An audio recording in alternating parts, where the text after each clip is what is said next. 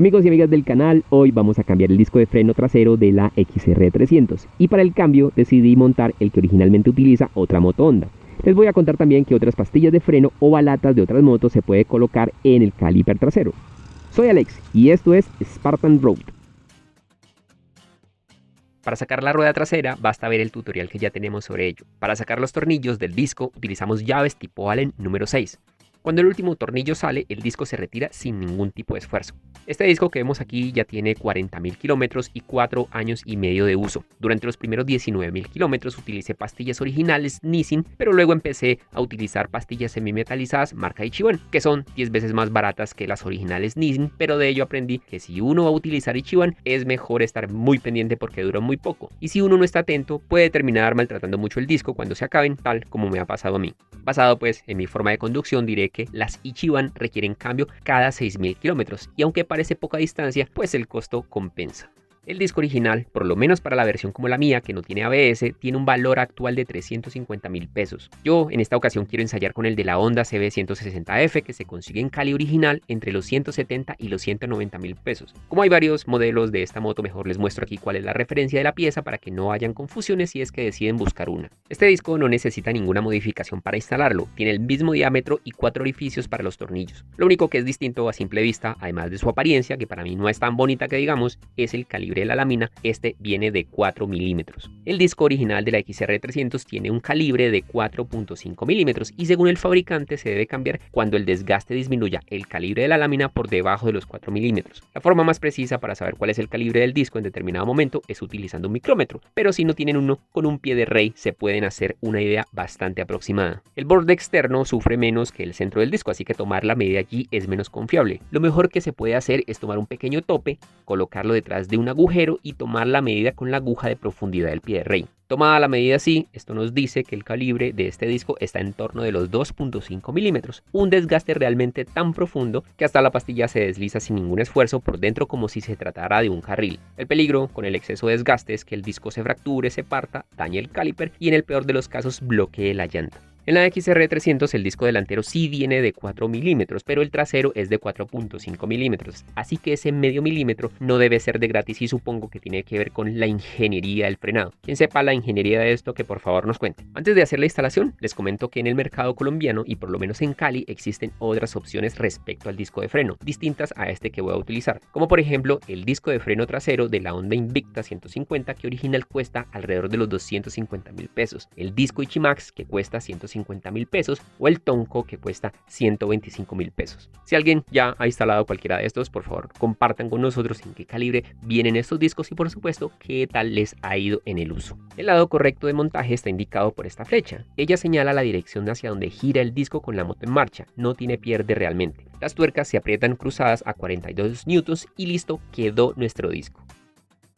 Para las nuevas pastillas elegí estas, EDC, y parecen sinterizadas pero según el empaque son en carbón. Estéticamente ese color dorado me parece muy bonito y montadas en el caliper se ven mejor todavía. Me costaron en Cali 130.000 pesos, unos 70.000 pesos más baratas que las originales Nissin. Ahora, si hay discos de otras motos que le sirven a esta XR300, ¿qué pastilla trasera de otra moto le sirve? La respuesta rápida se encuentra en los propios empaques de las pastillas. Cuando uno las compra en almacenes multimarca, ellos colocan en cada producto una etiqueta de todas las motos a las que les sirve este producto. Y miren, aquí han marcado que estas pastillas le sirven no solo a la XR300, sino también a otras como la XR650, KLX250 y otra que no se alcanza a ver allí. Se supone pues que las pastillas originales de esas motos también le deben servir a la XR300. Lo mismo sucede si compramos pastillas para el freno delantero. En esta ocasión aproveché para cambiar las delanteras por unas sinterizadas Ichimax que me costaron 78.000 pesos. Aunque las delanteras todavía aguantaban otro poco, ya las quería cambiar porque esas Ferodo que tengo instaladas nunca me parecieron tan buenas, aunque pues tampoco maltrataron el disco. Aquí estas Ferodo andan con 16.000 kilómetros y todavía aguantaban otro poco.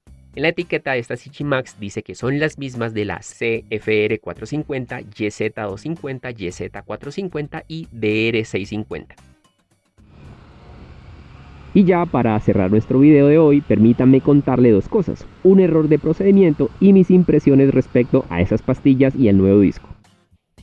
Resulta que cuando instalé las pastillas traseras y arranqué la moto, escuché un ruido en la mordaza, algo como si hubiese arena entre las pastillas y el disco. En la inspección inicial no noté nada, pero el sonido volvía a aparecer a veces, así que 50 kilómetros después decidí mirar mejor y me encontré con que la lámina que sostiene la pastilla en la parte de atrás se había salido de su lugar y a causa de ello el disco la estaba dañando, así como ustedes lo ven aquí. El daño no fue grave, así que decidí enderezar lo que se había torcido, la volví a montar y ya con eso el sonido eventualmente fue desapareciendo. El montaje de estas piezas lo hice pasando los 40.000 kilómetros, así que según este contador ya tenemos alrededor de 1.900 kilómetros de uso, 500 kilómetros de ellos han sido en carretera abierta. En el freno delantero he sentido que las Ichimax hacen bien la tarea de frenar la moto, no tengo queja de ellas. Para mí no se igualan todavía a las Nissin, pero me parece que frenan mejor que las Ferodo anteriores, que además de ser algo más caras, debo decir que nunca me gustaron del todo. Es realmente poco kilometraje para decir algo sobre el desgaste al disco o la duración total, y es que después de 1.900 kilómetros pues el disco está normal y las pastillas pues parecen no estar desgastadas mucho. Sin embargo, cuando haya cambio de pastillas o de disco delantero pues les contaré.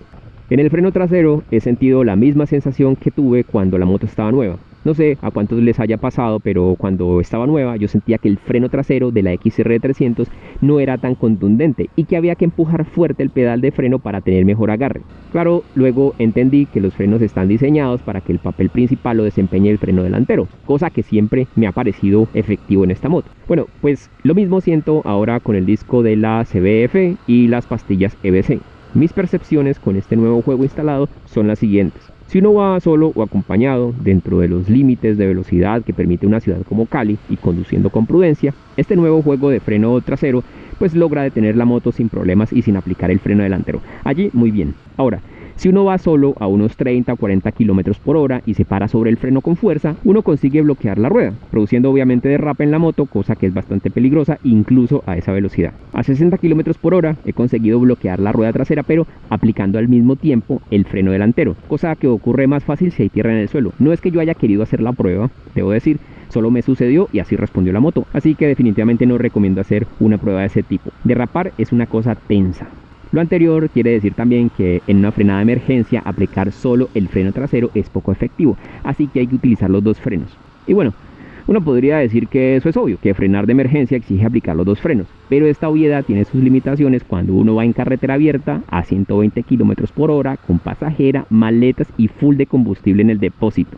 Para que un piloto no profesional como muchos de nosotros detenga una masa de 300 kilos que viaja a 120 km por hora, se requiere una distancia mínima de unos 110 metros en condiciones ambientales ideales. Que uno vaya recto, que el tiempo esté seco, que el asfalto esté seco. Y esa distancia puede triplicarse en condiciones de lluvia. Así que por muy buenos frenos que tengamos, parece que detenerse rápidamente no es una tarea sencilla cuando se viaja rápido. Así que en lo que quepa a nuestra rutina de viaje, es mejor andar sin prisa. Es por esto que, aunque yo sienta que el freno trasero debería ser más enérgico, quizás ese deseo sea peligroso porque tener un freno que fácilmente bloquee la rueda trasera cuando uno va a 120 km por hora es un riesgo tremendo para pilotos no profesionales. Y esa es pues básicamente la razón por la cual en la actualidad tenemos motos y carros con sistemas ABS en las ruedas. En resumen, mis amigos, una buena frenada es una combinación de varias cosas. Frenos en buen estado, buen pilotaje, algo de prudencia y mucho conocimiento sobre las posibilidades de nuestras máquinas. Un abrazo grande, mis hermanos y hermanas de ruta, se cuidan mucho en la vida. Chao.